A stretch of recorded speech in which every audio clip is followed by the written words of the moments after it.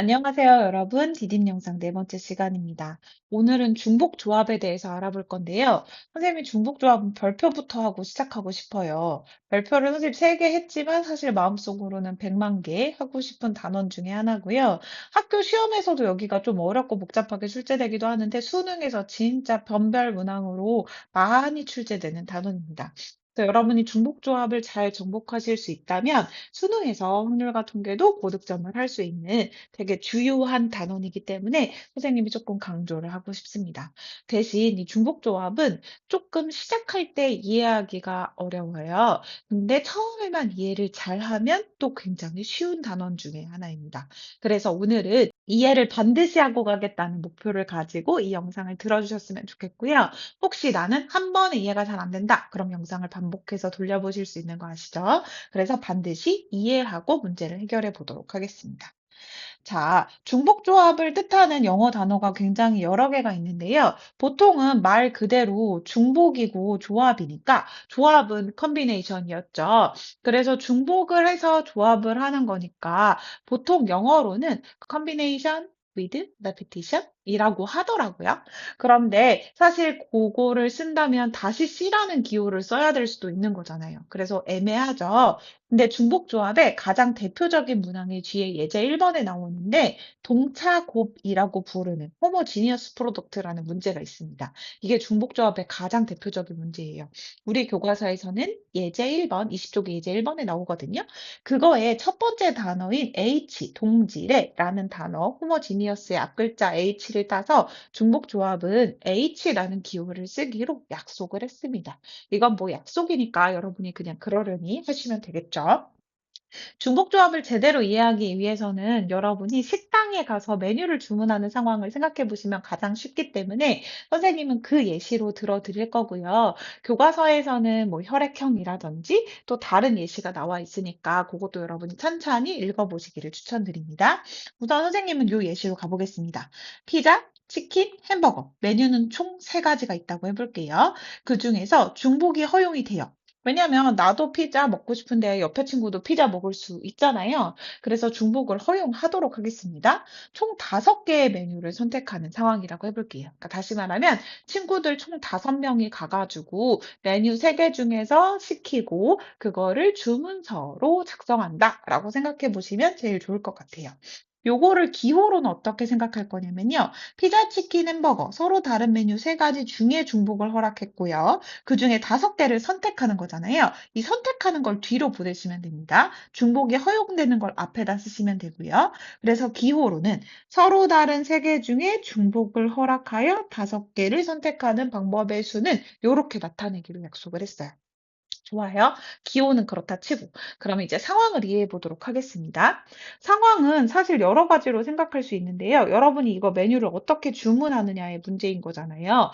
친구들 진짜로 5명이 가서 메뉴 주문한다고 상상해 보시면 될 것 같아요. 2명은 피자 시키고 싶고, 뭐 2명은 치킨 시키고 싶고, 햄버거 시키고 싶은 친구가 1명 있을 수도 있고요.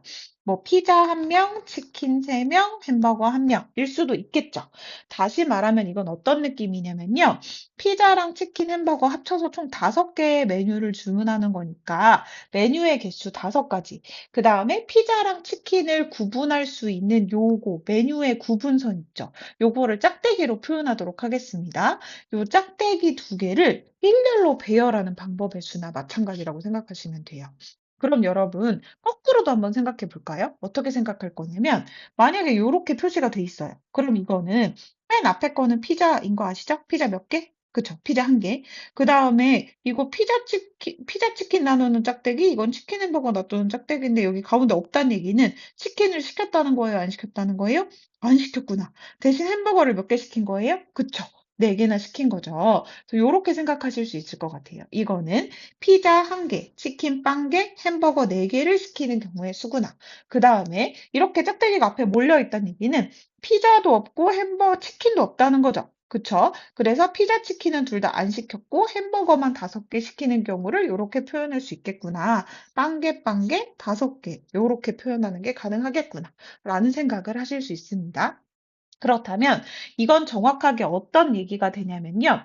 7개의 칸 중에서 나는 피자랑 치킨을 얼만큼 시킬지를 일단 만약에 정했다고 치면요. 요렇게 먼저 결정을 해요. X가 어디에 들어갈지를 결정을 하는 거죠. 5개의 칸을 먼저 선택합니다.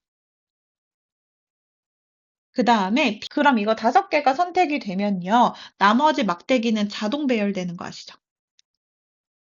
그래서 여기에 이렇게 들어갈 수밖에 없어요.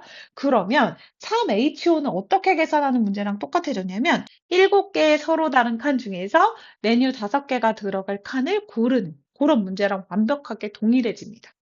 한 번만 더 정리해 볼게요. 즉, 3H5에서예요. 5의 의미는요, 메뉴 5개였던 거 기억하시죠? 즉, 선택을 하는 거예요. 선택을 하는 메뉴 5개, X 5개, 요걸 의미하고요. 우리는 메뉴를 세 가지를 구별할 거였는데, 이걸 구분하려면 칸막이로는 2개의 칸막이가 필요한 거 아시죠? 그래서 칸막이 2개, 이렇게 합쳐서 총 7개를 배열하는 문제가 된 거고요. 그러면 3H5는 정확하게 어떻게 계산을 하면 되냐면은 여기 이거는 말하자면 메뉴의 개수, 요게 선택하는 총 가짓수의 개수인 거죠. 이 메뉴를 구별하기 위해서는 3 빼기 1개의 칸막이가 필요하잖아요. 그래서 우리는 전체에 3 빼기 1 더하기 5만큼의 전체 칸이 필요한 거고요. 그중에 메뉴 5개를 어디다 넣을지를 결정하는 문제랑 똑같아진다는 거예요. 그래서 예를 정리하면 결국 이거를 2개 더한 거에서 1을 뺀 것만큼이 우리가 원하는 전체 칸의 개수가 되는 거고 그중에 x를 어디다가 넣을지를 결정하는 문제와 똑같아지기 때문에 3 플러스 5 빼기 1 C5로 바뀐다는 걸 알 수 있습니다. 다시 말하면 7C5가 되는 거고요.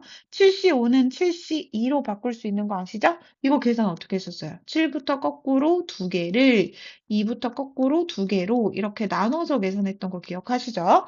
그래서 3H5는 계산하면 요것과 값이 똑같구나라는 걸 알 수 있습니다. 요걸 확장하시면 어떻게 되냐면 이거 앞에 있는 거 얘랑 얘를 합친 거에서 빼기 1을 한 게 전체 칸의 개수고 우리가 원하는 것만큼 메뉴를 고르는 거니까 요거 개수를 어디에 들어갈지 선택하는 문제랑 똑같아졌다고 생각하시면 되고요.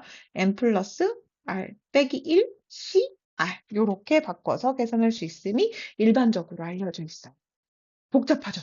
자, 근데 이게 교과서에도 굉장히 자세하게 나와 있어요. 여러분한테 아까 말씀드렸던 요거 H라는 기호를 쓰는 이유가 같음을 뜻하는 호모지니어스의 첫 글자 H를 따서 쓴다. 그다음에 중복조합의 기호는 그래서 서로 다른 N개에서 중복을 허락하여 알게를 택하는 조합을 이렇게 쓰기로 약속했다라는 내용도 되어 있고요. 이게 식당에서 단체 손님의 주문을 받을 때 서로 다른 음식을 주문하거나 같은 음식을 주문할 수 있기 때문에 주문서의 개수로 생각하는 내용이랑 똑같다라는 내용도 쓰여 있습니다. 그리고 요 내용이요, 여러분. 여기 함께하기를 보시면 굉장히 자세하게 써 있어요. 쌤은 3H5를 예시로 들어서 설명해 드렸는데 여기 교과서에는 3H4에 대한 예시가 나와 있으니까 오히려 약간 숫자가 줄어들어서 쉽죠. 그래서 여러분 여기 함께하기를 반드시 마음속으로 이 영상을 보면서 따라서 한번 써보겠다. 그래서 제대로 이해해 보겠다라고 생각하고 여기 한번 그림으로 그려보세요. 그림으로 그려보시고 수업 시간에 만나줬으면 좋겠습니다. 그래서 결론부터 이야기를 하면 NHR의 계산은 이렇게 함이 알려져 있다. 알개의 동그라미와 N-1개의 짝대기를 나열하는 것과 같은 상황이 된다라는 걸 이해하고 오시면 완벽합니다. 자, 그러면 교과서에는 요렇게 한 번 더 정리가 되어 있고요. 요거를 문제를 해결해야 되니까요. 요런 보기가 있거든요. 그래서 보기 한번 해보도록 하겠습니다. 그럼 여러분 이 식을 일단 이해하셨다면 서로 다른 5개에서 중복을 허락하여 4개를 선택하는 경우의 수를 구하는 문제고요. 이때는 4개를 선택하는 건데 메뉴는 5개가 있는 거나 마찬가지니까 얘를 구분하는 짝대기는 요렇게 4개만 있으면 되는 거죠. 그래서 요거랑 요거를 합친 개수를 앞에 놓는 거 이해하셨죠? 그래서 5 더하기 4 빼기 1, 14 요렇게 계산하면 되는 거고요. 그럼 8C4 요렇게 계산하면 되는 거죠. 자, 8C4 계산 어떻게 했었어요? 8부터 거꾸로 4개 쓰고 4부터 거꾸로 4개 요렇게 써 가지고 여러분 약분 많이 하셨었죠? 요렇게. 그래서 70 이렇게 계산하시면 될 것 같습니다. 마찬가지로 이 H6은 어때요? 이 H6은 역시 2 플러스 6 빼기 1C 6이 되는 거고요. 그러면 7C6. 7C6은 7C1이나 마찬가지라서 7 요렇게 계산할 수 있을 겁니다. 자, 여러분 원래 컨비네이션 그냥 기본적인 조합을 할 때는요. 기억하시겠지만 NCR에서는 앞에 n이 r보다 크거나 같았어야만 했었어요. 그쵸? 서로 다른 n개에서 r개를 그냥 택하는 거였으니까. 근데 NHR에서는 중복이 허용이 되기 때문에요. 뒤에 있는 r이 더 클 수도 있습니다. 물론 요렇게 될 수도 있고요. 그다음에 요렇게 될 수도 있고요. 그러니까 뒤에가 커져도 전혀 문제에는 상관이 없다. 다시 말하면 앞에가 클 수도 있고 여기처럼 뒤에가 클 수도 있다. 요걸 기억하시면 좋을 것 같습니다. 그럼 이제 예제 1번을 한번 보도록 하겠습니다. 자, 예제 1번 여러분 여기 별표 좀 해넣어 볼게요. 이게 가장 대표적인 중복조합 문제예요. 아까 선생님이 호모지니어스 프로덕트라고 하는 게 요 동차다항식의 곱을 뜻하는 거거든요. 요게 왜 중복조합인지 잠시 한번 떠올려 보도록 하겠습니다. 자, 요걸 떠올리기 위해서는 여러분 고1 때 배웠던 공식을 한 번만 잠깐 생각해 볼까요? 자, 여러분 요거 제곱을요 외웠었어요. 곱셈 공식으로. 기억나세요? 1학년 때. 이거 어떻게 외웠었냐면 x제곱 더하기 y제곱 더하기 z제곱 더하기 2배의 xy 더하기 2배의 yz 더하기 2배의 zx 이렇게 외웠던 거 기억하세요? 자, 여기에 있는 항들을 자세히 보면요. 여러분은 벌써 눈치를 채셨겠지만 서로 다른 총 3개의 문자가 있었던 거 기억하시죠? 거기서 중복을 허락했어요. 2개를 뽑는데 다시 말하면 x만 2개 뽑아도 되고 y만 2개 뽑아도 되고 z만 2개 뽑아도 된다는 건 중복이 허용이 됐다는 뜻이죠. 그렇게 해서 총 2개를 뽑는 문제예요. 다시 말하면 서로 다른 세계에서 중복을 허락하여 2개를 뽑는 문제나 마찬가지라고 생각할 수 있고요. 요거는 우리 계산 어떻게 한다고 알려줬죠? 요거 2개 더해서 빼기 1, 즉 3 더하기 2 빼기 1C2가 되고요. 즉 4C2가 되기 때문에 4 곱하기 3을 2 곱하기 1로 나눠서 계산하면 6가지. 그래서 이렇게 항의 개수가 6가지였던 거예요. 됐어요? 자, 이게 우리가 고1 때 했던 내용의 항의 개수가 이렇게 계산이 되는 거였구나 라는 걸 복습하고 넘어간 거라고 생각하시면 돼요. 그럼 생각해 볼게요. x 플러스 y 플러스 z의 4제곱은 어떤 의미일까요? 이거 x 플러스 y 플러스 z가 몇 개 곱해져 있는 거예요? 그쵸? 이렇게 괄호로 총 4개 곱해져 있는 거 이해하셨어요? 자리가 조금 좁지만 굳이 다시 써본다면 이렇게 될 텐데 그럼 우리는 어떻게 생각하면 되냐면 이거 첫 번째 가로 중에서 이거 3개 중에 하나를 선택하고 두 번째 가로 중에서 이거 3개 중에 하나 여기서도 3개 중에 하나 여기서도 3개 중에 하나 중복이 허용이 돼요.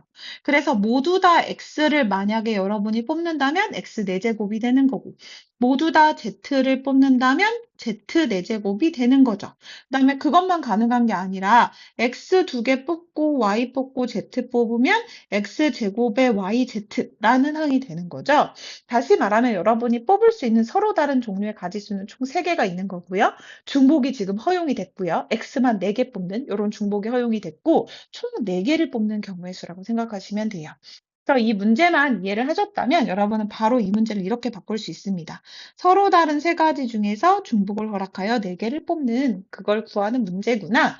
그러면 앞에 거, 뒤에 거 더하고 빼기 1 하고 C 4로 바꾸면 된다고 했죠? 그래서 6C 4. 6C 4는 6C 2로 바꿔서 계산할 수 있고요. 계산하시면 15가지가 나오는구나 라고 생각하시면 됩니다. 할 수 있겠죠? 좋아요.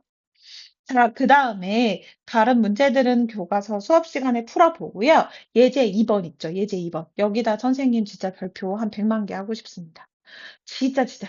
진짜 많이 나와요. 그래서 여러분 요거는 좀 더 정확하게 이해하고 수업 시간에 또 다양한 문제를 예시로 들어서 한번 풀어보도록 할 거예요. 자, 근데 이것도 어렵지는 않습니다. 어렵진 않아요. 한번 볼게요. 방정식이 있어요. x랑 y랑 z를 합쳐서 총 6이 됐으면 좋겠다고 주장하고 있습니다. 그럼 어떤 의미냐면 x의 중복이 허락이 된다는 거니까요. 중복 조합으로 생각할 수 있겠네. 이거랑 거의 비슷하게 생각하면 되겠네 라는 생각이 들어요. 근데 여기선 조건을 잘 보셔야 되는데요. 음이 아닌 정수해라고 하면 0이 포함이 된다는 뜻이죠. 다시 말하면 좀 전에 얘기한 6, 00 같은 게 된다는 거예요. 근데 두 번째, 모두 자연수인 해라고 하면요. 6, 00 이런 거 안 된다는 거죠. 모두 자연수니까 최소한 각각 한 개씩은 주고 시작해야 된다는 뜻이잖아요. 그래서 그 두 가지 차이에 대해서 이야기를 해보도록 하겠습니다. 첫 번째, x 플러스 y 플러스 z가 그냥 6이고 음 아닌 정수에 이거는 뭐 너무 쉽습니다. 그냥 여기에 6, 00 같은 것도 되는 거기 때문에 x만 6개, y 0개, z 0개 이런 것도 가능하니까 그냥 서로 다른 세 개 중에 중복을 허락하여 6개만 그냥 뽑으면 되는 문제예요. 쉽죠? 그래서 이거 계산은 어떻게 한다고요? 3 플러스 6 빼기 1c 6으로 바꾸면 되고요. 그러면 8C6, 다시 말하면 8C2가 되는 거고, 8 곱하기 7을 2 곱하기 1로 나누면 되니까 28가지. 이렇게 구하시면 됩니다. 그런데 두 번째 상황은 조금 상황이 달라요. 자연수. 반드시 자연수인 해를 구하라고 했어요. 그럼 자연수인 해는 반드시 각각의 최소한 1씩은 주고 나서 생각해야 되는 거예요. 그럼 1씩을 주고 나면 내가 마음대로 뽑을 수 있는 거 6개 중에 3개 쓴 거니까 몇 개 남은 거죠? 그쵸, 3개 남은 거죠. 그래서 문제를 이렇게 바꿔서 생각할 수 있어야 됩니다. 그러면 이미 일식 주고 나면 나는 이거가 3이 되는 걸 뽑는 거나 마찬가지네? 라고 마음속으로 상상할 수 있으면 돼요.